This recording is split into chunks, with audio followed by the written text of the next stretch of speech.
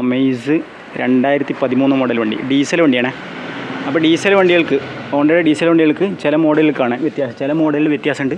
അപ്പോൾ നമ്മളിതിൻ്റെ diesel filter മാറിയതാണ്. അപ്പോൾ ഡീസൽ ഫിൽറ്റർ മാറിക്കഴിഞ്ഞാൽ, അതുപോലെ ഡീസലൊക്കെ തീർന്നു കഴിഞ്ഞാൽ നമ്മൾ ടാങ്കിൽ ഡീസലൊക്കെ ഒഴിക്കും. ഡീസലൊക്കെ ഒഴിച്ചതിന് ശേഷം അതിൽ ഡീസൽ ലൈനിൽ എയർ ഔട്ട് ചെയ്യണം. അപ്പോൾ എയർ ഔട്ട് ചെയ്യാന്ന് പറഞ്ഞാൽ ഇത് ബാറ്ററി, ഇത് air filter case. Air filter കേസിൻ്റെ തൊട്ട് പുറകിലായിട്ട് ഉള്ളിൽ കണ്ട ഈ ഒരു പൊസിഷൻ ഉണ്ടാവും.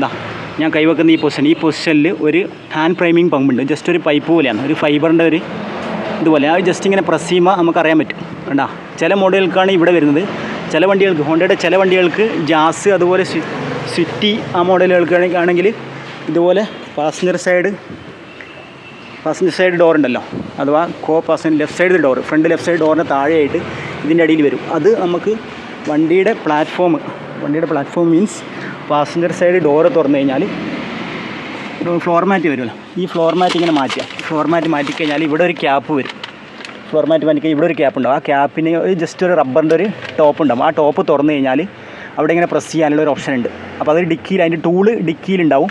അപ്പോൾ ഈ മോഡൽ വരുന്നതാണ്, ഈ ഫസ്റ്റ് ഇറങ്ങിയ മോഡൽ ഡീസൽ വണ്ടി ആകുമ്പോൾ ഹോണ്ടയുടെ അമേസ് 13, 14 ആ മോഡലൊക്കെ വരുന്നത് പറഞ്ഞാൽ ഇവിടെയാണ്. കണ്ടാ, ഫ്രണ്ട് ബാറ്ററിയിൽ, എഞ്ചിൻ റൂമിൽ ബാറ്ററിയുടെ തൊട്ട് പുറകിൽ എയർ ഫിൽറ്റർ ഉണ്ടാവും. എയർ ഫിൽറ്ററിൻ്റെ പുറകെ ഇവിടെ ഇത് ഈസി ആകുമ്പോൾ, അപ്പോൾ ഇതിൻ്റെയും പുറകിലായിട്ട് ഈ ഒരു പൊസിഷൻ ഉണ്ടാ, ഈ ഒരു പൊസിഷനിൽ ഇങ്ങനെ കൈയിടുക.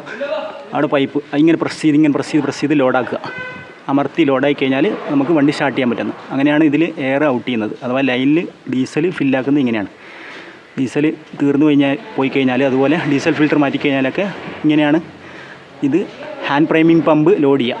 പഴയ മോഡൽ ജീപ്പിനൊക്കെ വരുന്ന പോലെ നമ്മൾ ജസ്റ്റ് ഇങ്ങനെ കൈ കൊണ്ട് ഇങ്ങനെ പ്രസ് ചെയ്താക്കൂലേ. അപ്പോൾ അതിന് പകരം ഈ മോഡലുകൾക്ക് ഇങ്ങനെ വരുന്നു. അപ്പോൾ ഇപ്പോഴത്തെ ഇറങ്ങുന്ന മോഡലിലൊക്കെ ഇങ്ങനെ ഇത് വരുന്നില്ല. അത് ഓട്ടോമാറ്റിക്കലി തന്നെ അത് നമ്മൾ കീ ഓൺ ചെയ്ത് ക്രാങ്ക് ചെയ്യുന്ന സമയത്ത് തന്നെ ലോഡായിട്ട് സ്റ്റാർട്ട് ആവുകയാണ് ചെയ്യുക.